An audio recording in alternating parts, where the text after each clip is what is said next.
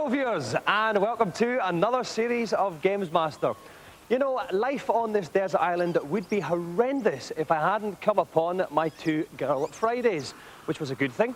They invited me to feast upon their coconuts, and now we eke out a simple, animalistic, yet happy living as we prepare for the final 10 chapters of this great book called GamesMaster, because this is the last ever series. Yes, the last ever series. We don't care how much Channel 4 beg us to come back.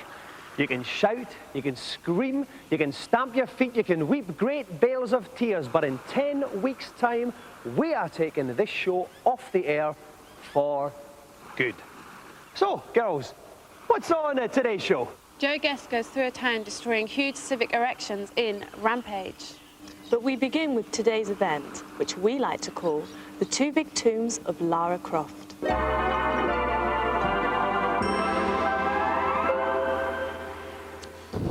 Greetings once again, loyal viewers, and may the light of GamesMaster shine upon your lives.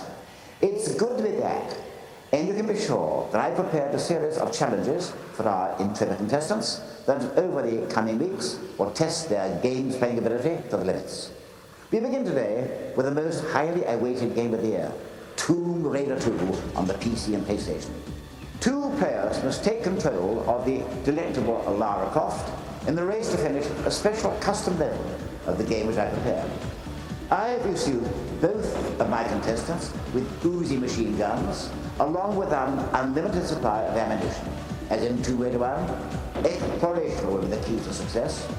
No stone must be left unmoved, no avenue ignored if they wish to avoid a fruitless quest. Good luck.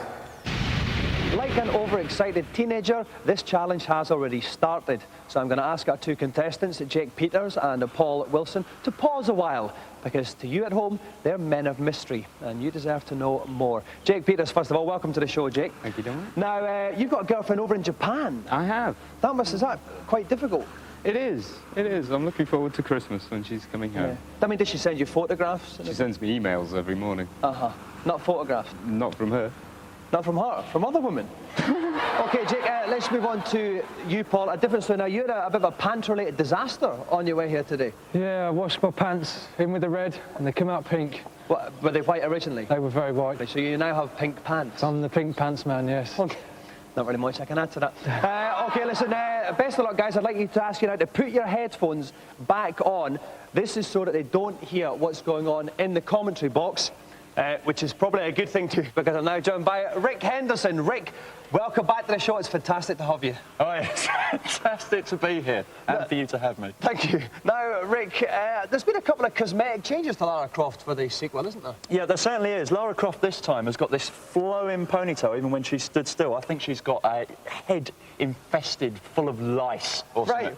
Rik, I read that in the back of the box myself. Now, Rik, the guys have been playing already for 20 minutes, so how have they been getting on? Right, we'll be looking at a replay now. Now, this is the point where Jake actually entered the level. He has to get to the end, but first he actually managed to kill the eagle with absolutely no hassle whatsoever. The eagle is a new feature in Tomb Raider 2, and we're running this on a 3DFX card on a PC. That's why it looks so good, and so does she. Now, he's got to negotiate these boulders. Unfortunately, he tried to shoot them in the first attempt, and then he just ran into them in the second attempt, and the last attempt he ran into a wall and got killed. He didn't manage to dodge them, but eventually got past the boulders, and he had to jump through a giant plate of glass, but unfortunately failed to catch onto the wall and crumpled into a disgusting heap. Now we're looking at Paul's attempt. Now Paul again managed to kill the eagle. It took him a little bit more effort than it took Jake, but he managed to kill that eagle and he was off and running. Now he looked at the boulders. Now of course he didn't know what Jake had done, but managed to jump over the boulders nonetheless. He jumped through the plate of glass and actually caught onto the wall, which is what he had to do, and he had to go to the right to get through this giant doorway after the chasm. Okay, before we join the action live, Rik, whereabout are the guys on the level map? Well, as you can see on the map, they've actually both successfully negotiated the chasm at the far left of the map. They'll have to get through the water. They've only just started to enter the water as we join them. Okay, then let's join the action live now. And let's begin with Paul Paul Pink Pants Wilson. He's swimming through the water. He's just having a little look around. Some might say aimlessly, Rik. He looks aimlessly because he's actually looking to try and get out of this water to try and find a wall to climb up. Okay, let's look at Jake there now. Yes, Jake has found this wall. He is going to climb up it. This is another new function for Lara in the sequel. Yeah, but it certainly is. Tomb Raider 2 didn't. Tomb Raider the first one didn't have this kind of function where you could climb, and so gracefully. Okay, then he's safely up the wall. Let's check on Paul Wilson again, and he's, if anything, more aimless. Let's go back to Jake now, and he's found some bad lads, Rik. Yeah, he's found some bad lads who are guarding a skidoo. What he really wants to do in about the time we've got for this slice of the event is actually get on that skidoo, but he's got to shoot these bad guys before he can do it. Okay, now that skidoo was at the top of that bit he was climbing earlier on. He's dispatched the bad guys. Go on, Lara, hop on that big, red, powerful, shiny thing. And so, with Jake tearing off into the lead, we'll leave the two guys in their exploration of Lara's huge tomb while we go to today's news.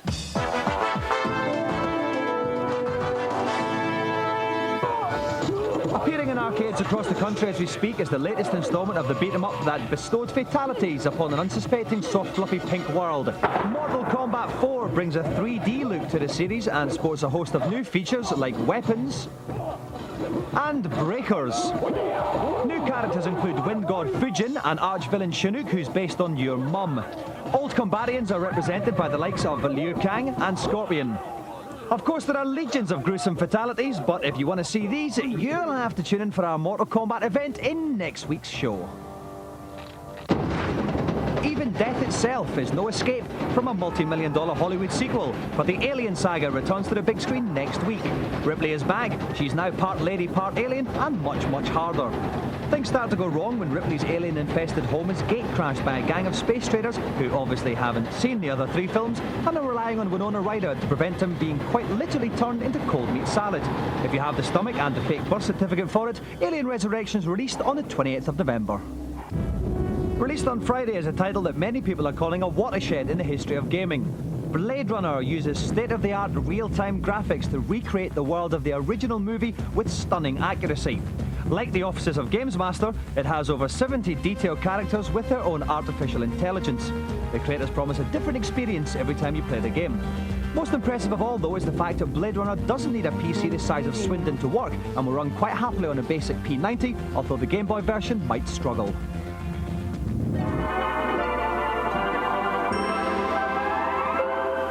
Right, so we've got Jake Peters and Paul Wilson trying to get through a level of Tomb Raider 2 the quickest. If we look at the map, we can see that Jake is still ahead, but Paul's done a little bit of catching up. Let's join the action now. Let's start off with Paul's progress.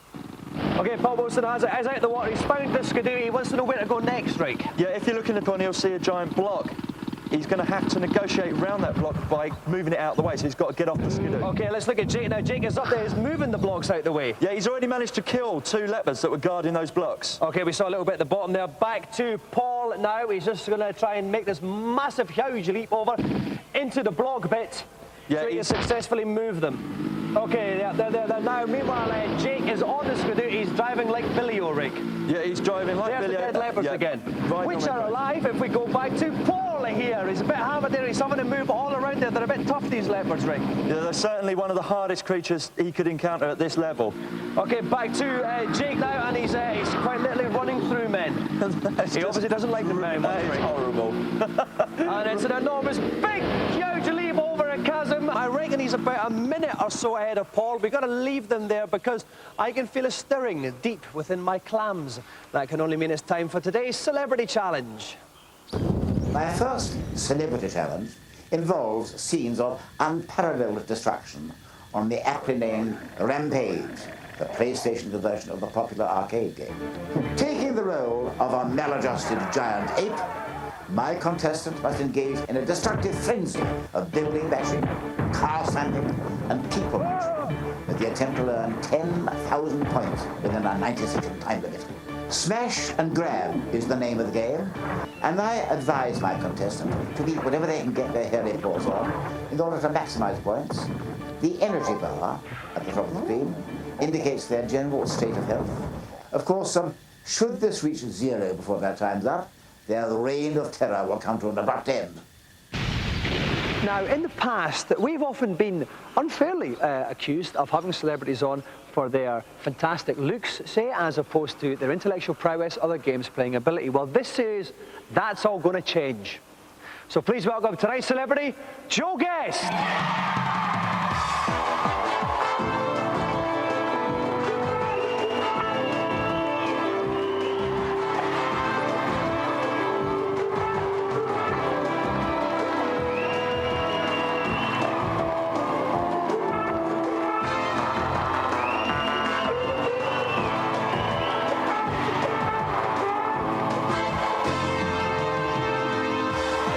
Hello, Joe.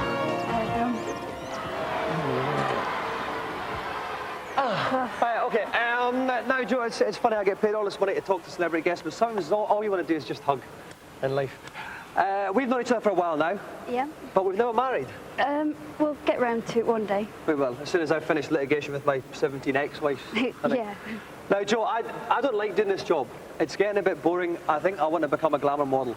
What tips would you give me? A couple of breast implants, actually. Again, quite large, actually, these just now. Okay, apart from the breast implants, anything else, or is that all I need? Try and grow a bit of hair. Right, not the first time that's been said. Do something about the legs. These are all right. They're a bit hairy. Oh. Okay, Joe, you are playing this game Rampage today, where you're this kind of big monster, you're eating buildings and walking around town eating people. Have you ever done anything like that in real life? After a few beers, usually, yeah. Yes, but you have. Not so recently. You're well versed in the art of it. Okay, well, we've got lots of things going on in the show. We've got 2 challenges. We've got 2 minutes going on just now. We're going to have Joe Guest eating people in a second. One of those is getting me particularly excited. You can work out which one during this commercial break.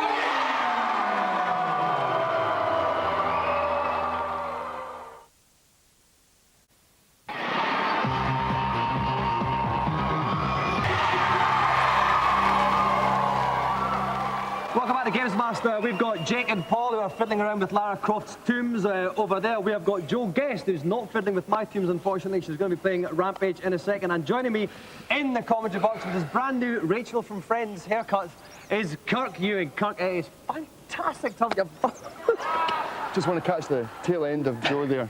Very good.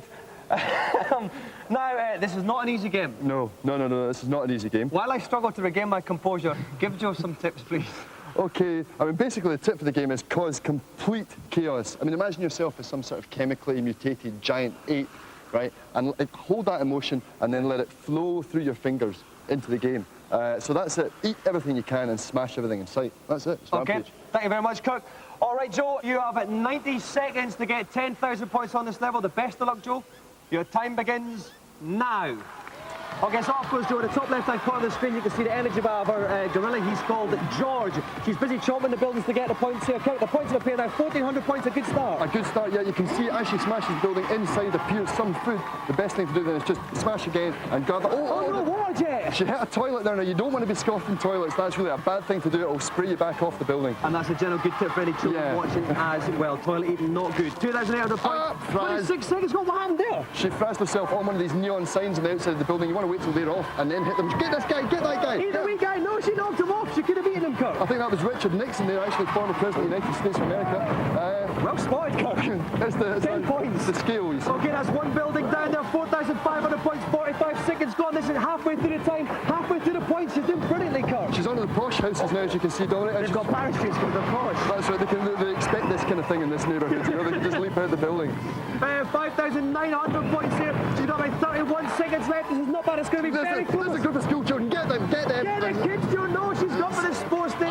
If it was me and I was a giant hungry gorilla, I'd be eating more people. I'd be tempted to stuff them down like human French fancies. Okay, 8,600 points. She's got about 50, 60 seconds left. This is very good though. She puked up. That is a bag of puke. If you eat the puke, then you puke, or something like that. It sounds logical to me. 8,900 points here. She's got to the end of the time. 9,000 points. She's got another one. She might be able to do it. She's on fire. She's bombed. She's running out of time. Eat something. Eat that guy there. Eat that guy. Yeah, 1,200 points in the nick of time. Joe Guest has a challenge.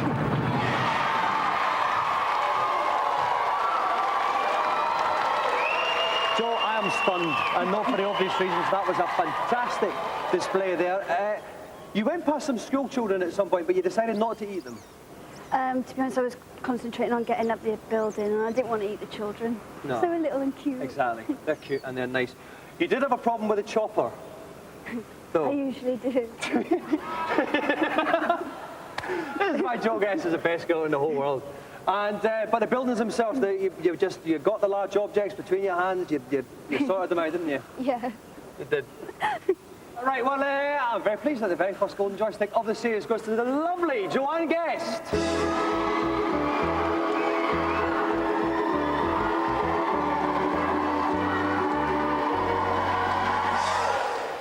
Right, we're going to move from swapping smutty lines with the lovely Joanne Guest to talking about how the Tomb Raider 2 challenge is going with Rik Henderson.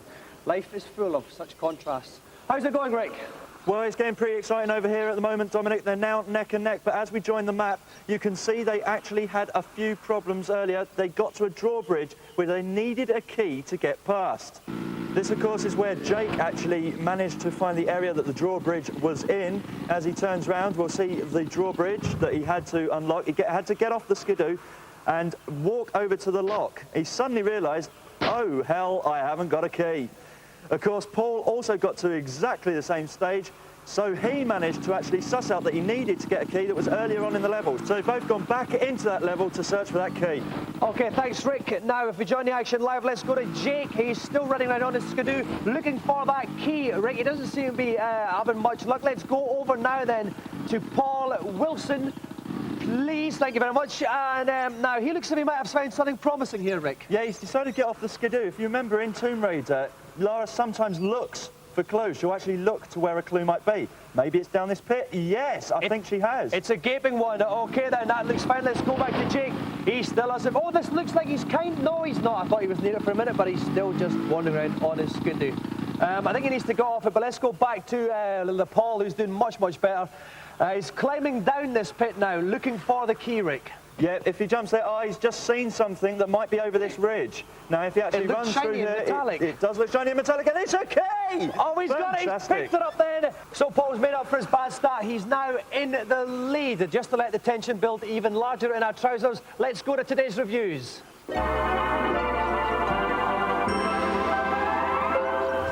With the entire population of Japan owning at least 2 copies of this game each, this has been heralded as the biggest console release in history. It's an RPG, but with over 70 hours of gameplay, it's absolutely huge and tells an epic story of mystery, intrigue, romance and flashy pullback camera shots. It's the most eagerly awaited PlayStation title ever, Final Fantasy VII. So at last, the official English version of Final Fantasy VII has reached our shores. This is Sony's big attempt to push the RPG out of the clique and into the mass market. This game is beautiful. I mean, the emotional connection you have with the characters, the longevity of the game, the detail, the beautiful graphics, everything about this game is absolutely stunning. The basic concept behind Final Fantasy VII is to take the role-playing game and make it appeal to a much broader audience. And to do that, they've made the whole experience far more cinematic. There are cutscenes, added touches, wipes, new moves into combat sections, and the whole thing feels more like a film. Because this game has been so hyped, when you first put it into your machine and play it, you're expecting something completely extraordinary. Unfortunately, it's not quite as immediate as that. You are disappointed for the first couple of minutes, but believe me, that dissolves away. This game is incredibly deep, and you will be completely engrossed.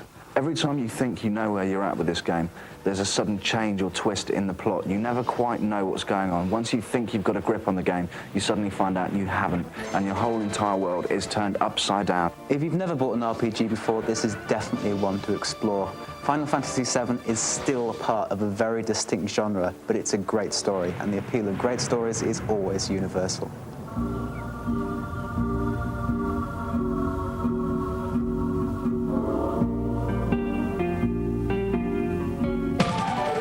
I've always had a lot of time for little blokes who throw bombs, so I am totally tumescent about the arrival of Bomberman on the N64. The game's multiplayer modes include a new team battle option as well as the classic 4-player free-for-all. There's also a 1-player adventure mode where you wander around enormous 3D levels, planting bombs, solving puzzles, and wondering where all your mates have gone. The adventure mode is pretty awful all round. It bears a striking resemblance at first to a Mario kind of game. Unfortunately, it's nowhere near. There's a lack of creativity, there's a lack of depth.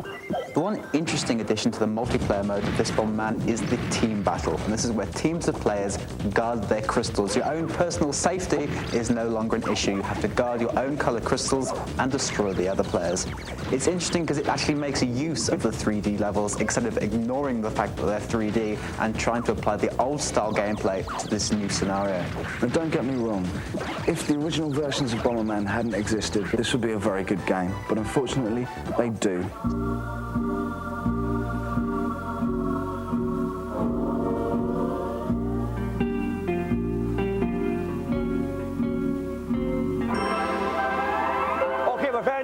Of the show. Since the beginning, we've had Jake Peters of Paul Wilson racing through a level of Tomb Raider 2 to see who can compete at the first. Paul Wilson is in the lead just now. If we look at the map, we can see he's at the drawbridge and Jake is some way behind. Let's join the action now live. Let's go to Paul Wilson first.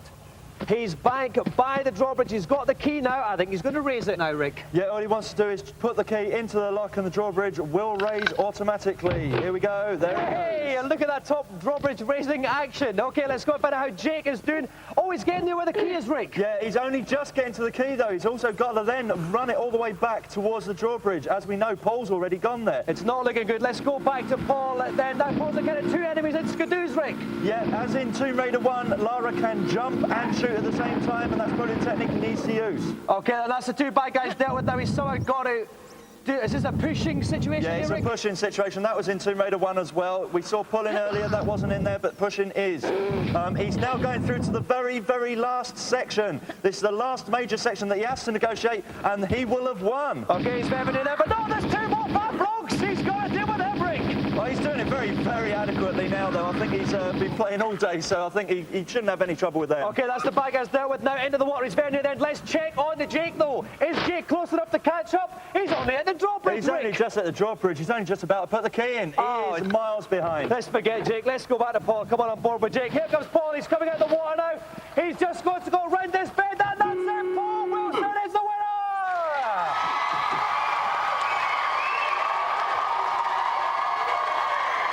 Okay, guys, first of all, Jake, what went wrong for you then during that? Well, I sort of lost it looking for the key. It was just too much time on the skidoo. But I suppose you can console yourself with the fact you have a lovely girlfriend in Japan. Yep, and at least she wasn't here to see it. Yeah. Oh, hang on a minute. Oh, no, sorry, she just emailed us to say you're chucked. Sorry, Jake. Paul, fantastic display there. Totally in the bag. Was it down to a certain lucky pair of underwear? I think those pink pants. Yeah, that was it. Definitely. What do you think of the game itself? Do you think it's better than Tomb Raider 1? Very good graphics, very good gameplay, classic. Very, very good, definitely. And Lara Croft, what do you think of her? Do you think she's an attractive girl? Very attractive. Yeah. You know she's not real? I know she's not real, but I've seen the man, you know, not the... The man? Not the man. We should probably leave it there. I went to a... Yes, that's all right, mate. Don't worry. Just digging deep hole there, mate. Don't worry. Right, because you've done enough. You've done enough to win the Golden GamesMaster Joystick, which goes to Paul Wilson.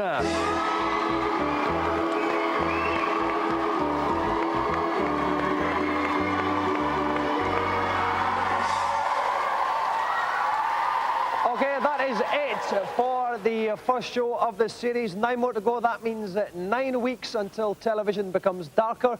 Then a coal miner at the end of his shift, wandering home at night only to find his lights don't work. See you next week. Ta-ra.